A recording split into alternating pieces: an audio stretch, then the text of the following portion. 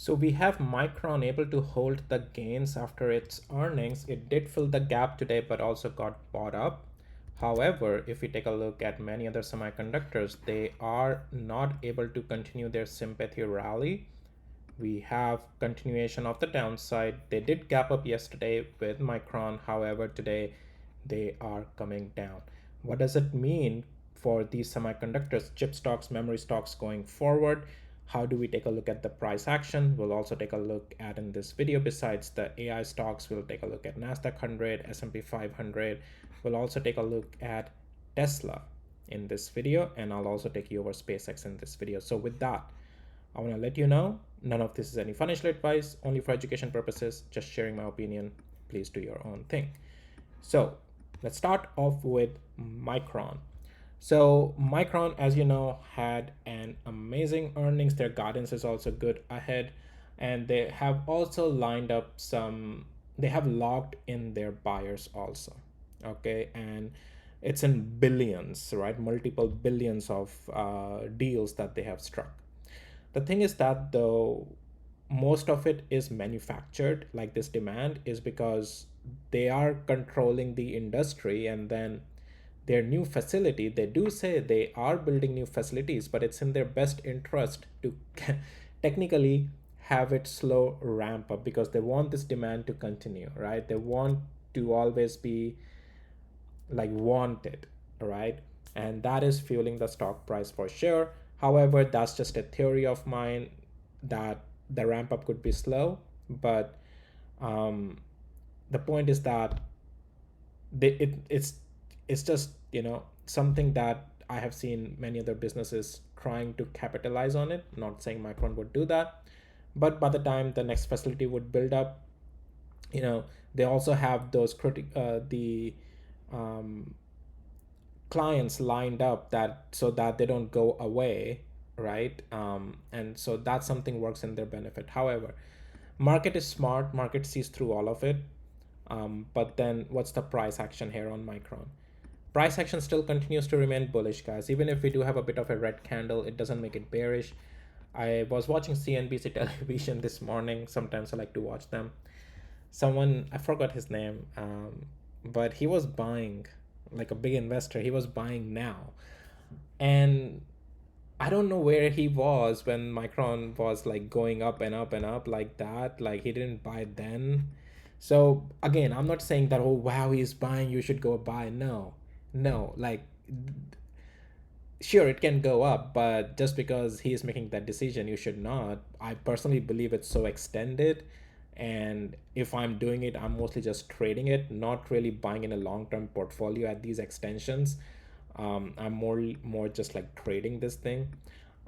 So, and mostly just, when I get a chance, when I'm not doing Tesla, I'm doing day trade Micron, right? So anyways, what's the point here? The point is that structure on Micron still remains bullish. 1100 pretty much, let's make it simple. 1100 area, as I have been telling you, that above that strength will remain now, and we are in that strength here.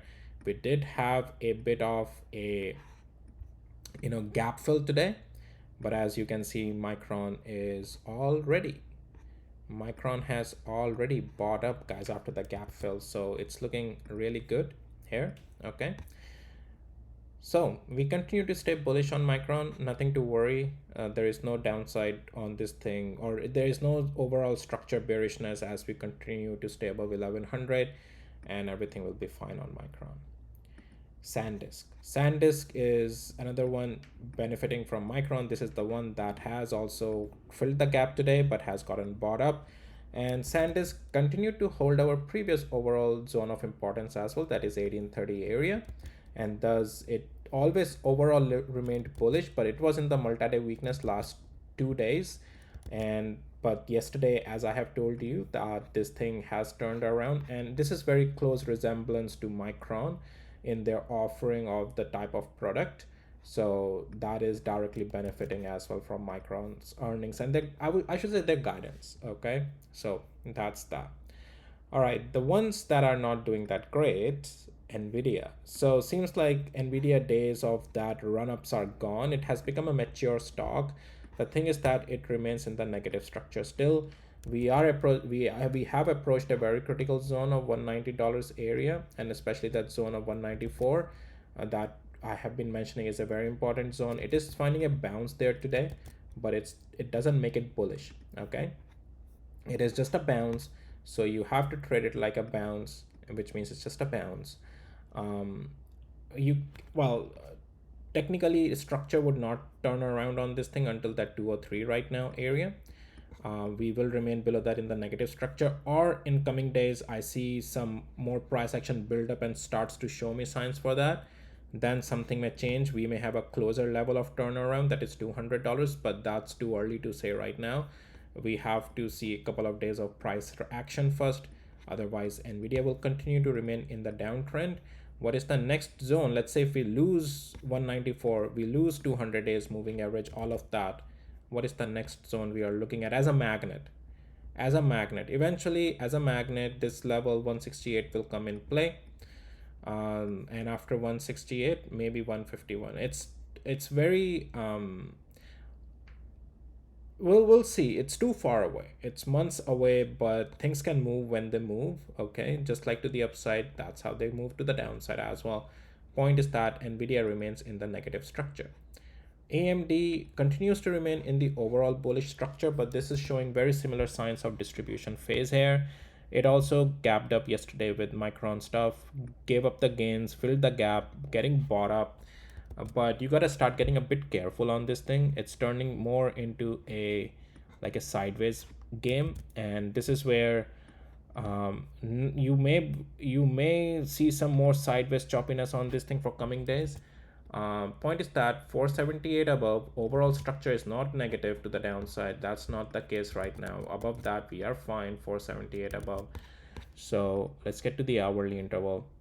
So it's bouncing, but you can see that the highs are really acting as a sell-off on AMD quite a lot, right? This zone has acting as a quite a ceiling. So what you can also do is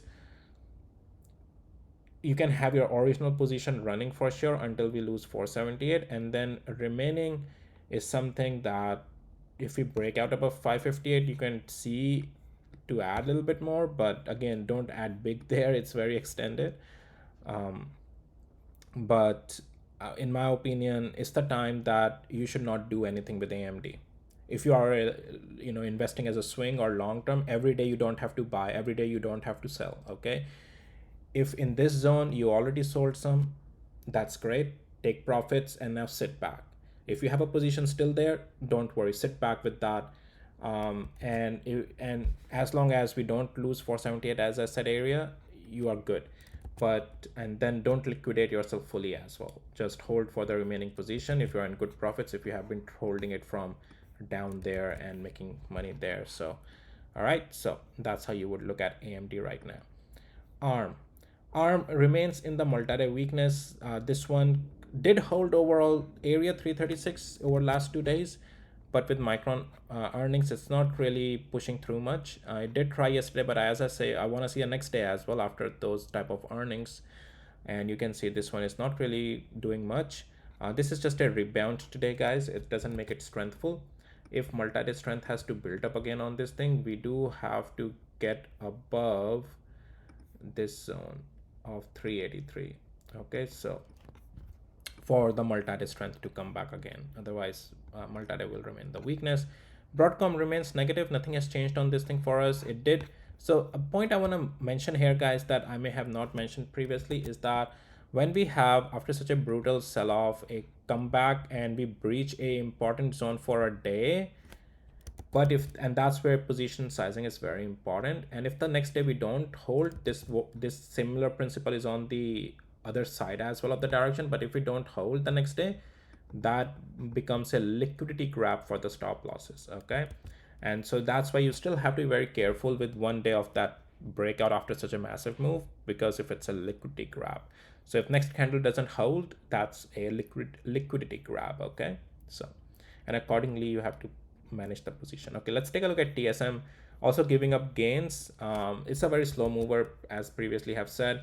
This will start to look weaker if we are not able to hold 440. Okay, Intel is also giving up the gains right now. Overall, though we are fine until 116, I have previously also told you can bring your trailing area to 125 at this point. So it is holding that today. If you start to lose 125, you will start to see some more multi-day weakness on this thing. Right now, it's just more sideways. And so, but overall, it remains still bullish, but part of a pullback right now. Below 125 is where you have to be cautious on that one. Did we talk Seagate already? Maybe not. So Seagate also giving up the gap up. Overall, though, it remains bullish until 945. Okay, but it's giving up the gap up. So your momentum right now is a little bit trying to stabilize. But if we lose 935, that's where the problem would be. Now, I don't see how Seagate alone would be in the problem. But because if Micron is doing good, Sandisk is doing good, it's rare for Seagate to be in the problem unless market starts to see that the other ones are eating away the lunch of others, right? So all right, let's take a look at now Tesla. And Tesla is still in the negative structure near term, guys. And it is not that as bad as some of the other ones like Microsoft, Apple. I'll quickly show you around technicals for those I do with the members. So you will have to be a member to know more about that. But for here on Tesla, we are in the negative structure. It's trying to hold, but it doesn't make it any strengthful. If tomorrow we are not closing closer to 387, going in next week, we will remain also look weaker. If you want to see at least tomorrow, which is Friday, see a green candle and get to 387, then only we have a chance of starting next week bullish. Otherwise, yeah, we'll remain weak, but it's surprisingly not that bad considering how, let me show you Microsoft, right? Considering how bad Microsoft is today, 3.63% down. Apple is also down. Again, all these things I talked with my members, guys. Apple, I have been telling my members bearish it is since 302, and look at it. And I have been telling my members even from here, right? It's still bearish, guys. Don't get caught up. Don't get caught up. We'll get to this next magnet 278 we got there. If you want to be up to date with many of these stocks, guys, 25 plus stocks I do for the members. You can check out the details to join my membership in the description of this video. All right, so now let's get back to our SpaceX. Okay, so SpaceX remains in the negative structure. As I have said previously, that sure, institutions are holding that zone of IPO price and they can hold. That's what I told you this day as well, but it doesn't make it bullish. And you can see those rebounds are already failing. This was our zone. We do have an updated zone though now, and that would be around this area of 164, give or take. Technically, this is your, yeah, this is, you can take it this zone. But yeah, right now below that is gonna remain in the weakness. That's fine. I'm just gonna let it, if it breaks 147, it's great. Like, from what lenses I'm looking at, there are some stocks in the market that are becoming really good opportunity to ignore in the long-term portfolio. These opportunities may not be there years from now. Okay, when the market gives you these opportunities, you gotta pick up these opportunities. Okay, especially in the long-term portfolio, and all that stuff I talk with my members. Okay, so, and all the stocks I give to my members for that, and how to trade them. I provide my opinion, not just that, okay, buy this today, buy not today. No, I provide my opinions. I provide what the price action is doing. I tell my members how we should approach this situation. I even share how I am managing my position, how I am building my positions, how I'm, even when I'm sizing down my position, I tell my members. When I'm even taking stop losses, I tell my members. Okay, and I also give forward looking areas where I would take the stop losses, so that you know ahead of time what are those zones to watch. All right, so NASDAQ 100, guys. Okay, there are a couple of things on NASDAQ 100. Overall, not bearish. Overall, we are 703, 702 above. Overall, fine, but we are in the multi-day weakness. Today, I mentioned that we gotta stay above this yellow zone of 723. Unfortunately, we did not stay above that, and thus multi-day weakness continued. Okay, that was the zone, important zone. Micron earnings were great. Micron held, but not the other ones. NASDAQ 100 is an index. It also has Microsoft. It also has Apple. Okay, so, and we are still in the negative structure. Some, you know, Seagate, Micron, and other stocks are helping, you know, NASDAQ 100. But I'll have to check the index. It's been a while since I checked the index, what stocks are in NASDAQ 100 overall. I'm just going high level here. So, but there could be some other ones as well that are a little bit giving it a rebound, but overall sentiment remains negative on NASDAQ 100, 723 below. We will remain in the negativeness right now. Multi-day negative, that is. Overall, careful below 700. If we lose it, our magnet will become 636. S&P 500. Now, I mentioned something to my members yesterday that S&P 500 was still negative yesterday and it continues to remain negative. And I told my members yesterday that even if NASDAQ 100 does good today, S&P 500 may just go sideways. But as you can see, both are going down, not as well. NASDAQ 100 is still better than S&P 500, and that's what was my reasoning, that because many of the big, well, also the ones that are driving the market right now, few of them, they are in the NASDAQ, but S&P 500 also has most likely most of them, but they also, S&P 500 also have many other, 400 more, right? So S&P 500 will have a more weightage of the rest of the market, and thus it's doing poorly than NASDAQ 100. So it is multi-day week. I gave you a zone, I gave you levels. I said that only if we get above those, then only you can look the strength. And you can see it even rejected just at our significant level, guys, marked by my tools for it, right? Never even went above that. And thus multi-day weakness remained, and S&P 500 is in the multi-day weakness. The point is that it is at that critical zone and the structure that if we start to close below 732, we are starting to look at the magnet of 694. Okay. Now, so it's not that market is bad. Is market is at still closer to all-time highs, and every day you cannot have a new all-time highs. So these are the times that you gotta be, if you had a position running, this is the time you gotta take partial profits. This is the time you gotta let the position management do its thing for you. Okay. And every day is not going to be an upside day. And with these type of big markets, dip buying, when the things goes down, there are buying opportunities. There are many right now, actually, guys. There are many.